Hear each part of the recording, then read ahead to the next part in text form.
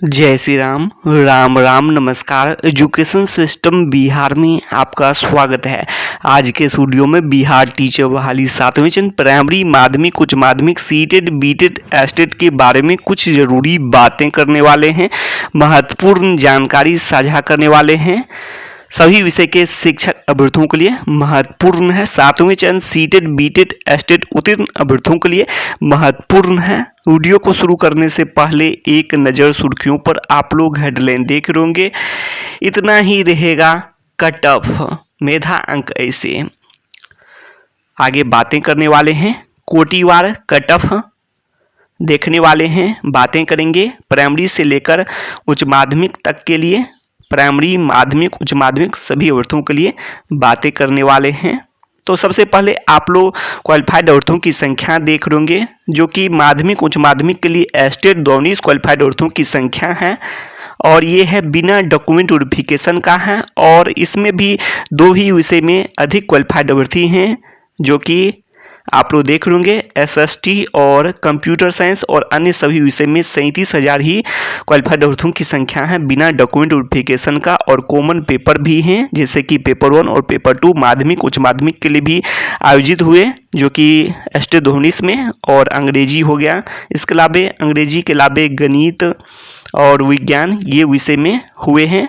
तो ऐसे में बात करने वाले हैं कट ऑफ में। तो यहाँ पर माध्यमिक उच्च माध्यमिक का भारी गिरावट होंगे सभी विषय के लिए। और कंप्यूटर साइंस विषय में भी रिक्तियों की संख्या 8,360 है, जो कि 7360 प्लस में 1000 और वैकल्पिक के पद। तो इसमें भी कट ऑफ में भारी गिरावट होगी और लगभग सभी विषय में क्वालिफाइड की नौकरी पक्की की संभावना बन रही है। जैसा कि 12 मार्च को अभ्यर्थी जो सुने थे वो भी बातें सच भी हो सकती है, और जी बिल्कुल ही सच हो सकती है। अभ्यर्थियों का प्रयास रहे इसमें। और बातें करने वाले हैं जो कि प्राइमरी अभ्यर्थियों के लिए पहले बातें अब कर लेते हैं, उसके बाद आगे बातें करेंगे माध्यमिक उच्च माध्यमिक के लिए भी। तो सबसे पहले आप लोग प्राइमरी के शिक्षक अभ्यर्थी देख रहे होंगे। यहाँ पर सीटेट के लिए बात करें तो सीटेट जो कि बराबर आयोजित हो रहे हैं, और इसमें कॉमन पेपर इसमें भी अभ्यर्थी उत्तीर्ण करते हैं, पेपर 1 और पेपर 2 उत्तीर्ण करते हैं। और आप लोग जानते हैं पेपर के माध्यम से इधर जो बातें निकलकर सामने आई 49,000 50,000, और ये पेपर 1 और पेपर 2 मिलाकर है। और इसमें अभ्यर्थी कॉमन भी होते हैं, पेपर 1 और पेपर 2 आयोजित होते हैं। जो सीटेट के लिए बात कर रहे हैं, सीटेट अभ्यर्थियों के लिए अब बातें कर रहे हैं, तो कॉमन अभ्यर्थी होते हैं। और ऐसे में जो क्वालिफाइड अभ्यर्थियों की संख्या जो आप लोग को अधिक देखने को लग रही है, लेकिन ऐसा नहीं भी हो सकता है। कॉमन अभ्यर्थी होते हैं पेपर 1 और पेपर 2 में। इसके अलावा बार बार जो कि अंक बढ़ाने के लिए भी जो इस बार बैठ गए होंगे, और बार बार अभ्यर्थी सीटेट में जो कि परीक्षा में शामिल हो जाते हैं, तो ये भी बातें हैं। तो इसलिए इसमें तो कहना मुश्किल है क्वालिफाइड अभ्यर्थियों की संख्या सीटेट में कितने होंगे, लेकिन फिर भी आप लोग उम्मीद बनाए रखें इसमें भी क्वालिफाइड अभ्यर्थियों की संख्या कम ही होंगे। और बीटेट भी उत्तीर्ण करते हैं, तो बीटेट भी 2017 में आयोजित हुए हैं। तो ये भी बातें हैं। तो ऐसे में आप लोग मान के चलें कि 1 लाख के आसपास में इसमें क्वालिफाइड अभ्यर्थियों की संख्या हो सकती है। और इसमें भी 1 लाख के आसपास में सभी कॉमन होते हैं, बिना डॉक्यूमेंट वेरिफिकेशन का है ये क्वालिफाइड अभ्यर्थियों की संख्या। और बहुत सारे अभ्यर्थी जो कि एपीआर में होते हैं, जो कि इसमें सीटेट में आवेदन करते हैं, परीक्षा में बैठते हैं, जो कि इन्हें मौका दिया जाता है, जबकि जो कि नौकरी के लिए चाहिए एपीआर नहीं चलेगा। तो ये भी बातें हैं, होनी चाहिए डिग्री या फिर जो आप लोग का जो डिप्लोमा है ये सब चाहिए, जिसके बारे में बातें करें, जो प्रशिक्षण डिग्री होनी चाहिए। तो यही बातें कर रहे हैं, जबकि एपीआर कैंडिडेट भी आवेदन कर देते हैं। तो ये सब कारण से आप लोग क्वालिफाइड अभ्यर्थियों की संख्या जो देख रहे होंगे ये वास्तविक नहीं है। और ऐसे में क्वालिफाइड अभ्यर्थियों की संख्या काफ़ी कम हो सकती है। सीटेट या बीटेट की बात करें क्वालिफाइड अभ्यर्थियों की संख्या, और ऐसे में कट ऑफ में भारी गिरावट, चाहे प्राइमरी हो, माध्यमिक हो, उच्च माध्यमिक हो, सभी में कट ऑफ में भारी गिरावट देखने को मिल सकती है 7वें चरण के शिक्षक अभ्यर्थियों के लिए। तो इसलिए आप लोग यह प्रयास करें कि जो 7वें चरण का विज्ञापन अब शीघ्र जारी हो। मेधा अंक कैसे बनेंगे, कट ऑफ कोटिवार कट ऑफ प्राइमरी से लेकर माध्यमिक उच्च माध्यमिक तक के लिए बातें करने वाले हैं, अनुमान एवं तर्क के अनुसार से बातें करने वाले हैं। इससे पहले कुछ ज़रूरी बातें जो कि बिहार के शिक्षा मंत्री द्वारा स्पष्ट की गई है। पहले बहाली प्रक्रिया उच्च माध्यमिक माध्यमिक की होगी और उसके बाद प्राइमरी की होती है, तो ऐसे में पद रिक्त नहीं रहेंगे। और इसके साथ साथ प्राइमरी शिक्षक अभ्यर्थियों के कट ऑफ में भी भारी गिरावट होगी।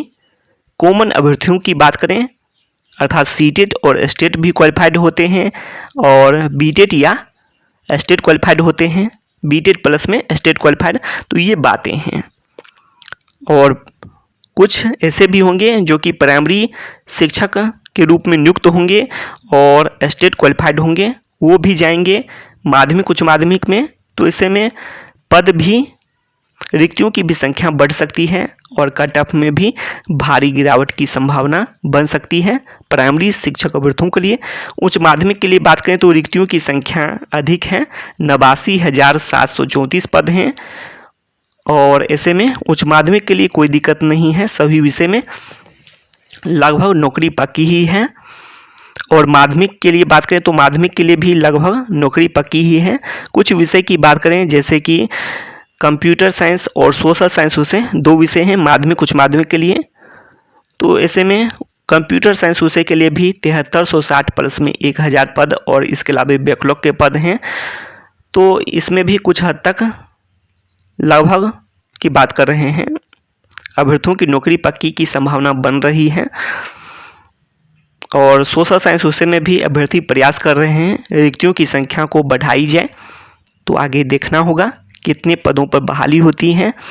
लेकिन सबसे अहम है कट ऑफ के भारी गिरावट के लिए, कट ऑफ में भारी गिरावट हो इसके लिए कि डॉक्यूमेंट की भी सघनता से जांच हो और 7वें चरण का जो ऑनलाइन अप्लाई होंगे उसको भी स्टेट दोहरीस एप्लीकेशन से लिंक किए जाएँ। तो इसे में भी कट ऑफ में भारी गिरावट देखने को मिल सकती है।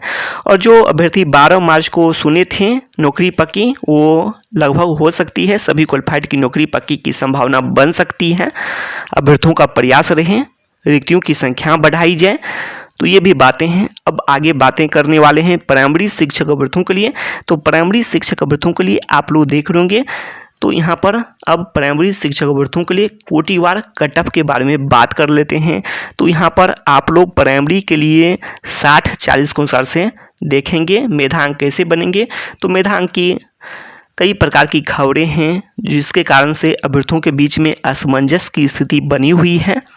आखिर 60-40 होंगे या फिर एकेडमिक प्लस में टेट वेटेज होंगे, तो ये सभी खबरें हैं। फिर भी इस वीडियो में 60-40 के अनुसार से बातें करने वाले हैं प्राइमरी शिक्षक अभ्यर्थियों के लिए। क्लास 1 से 5 के शिक्षक अभ्यर्थियों के लिए सबसे पहले बातें करें तो यहाँ पर आप लोग जो भी जनरल में हैं, तो जनरल में हैं तो आप लोग 60 प्लस में हैं, 60 प्लस में आपका मेधांक बन रहा है, तो आप लोग उम्मीद बनाए रखें।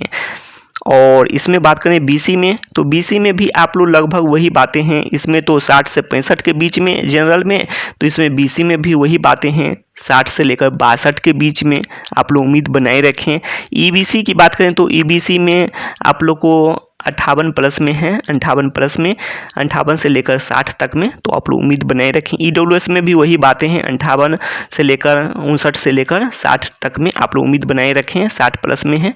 और एससी की बात करें तो एससी में भी वही बातें हैं, एससी के लिए भी आप लोग 50 प्लस में है, 50% प्लस में, तो आप लोग उम्मीद बनाए रखें। और एसटी में बात करें तो एसटी में आप लोग का 55% के आसपास में है, तो आप लोग उम्मीद बनाए रखें। तो ये बातें हैं। इसके अलावा जो कि क्लास 1 से 5 के अलावा अब 6 से 8 के लिए बात करें तो 6 से 8 के लिए भी आप लोग उम्मीद बनाए रखें।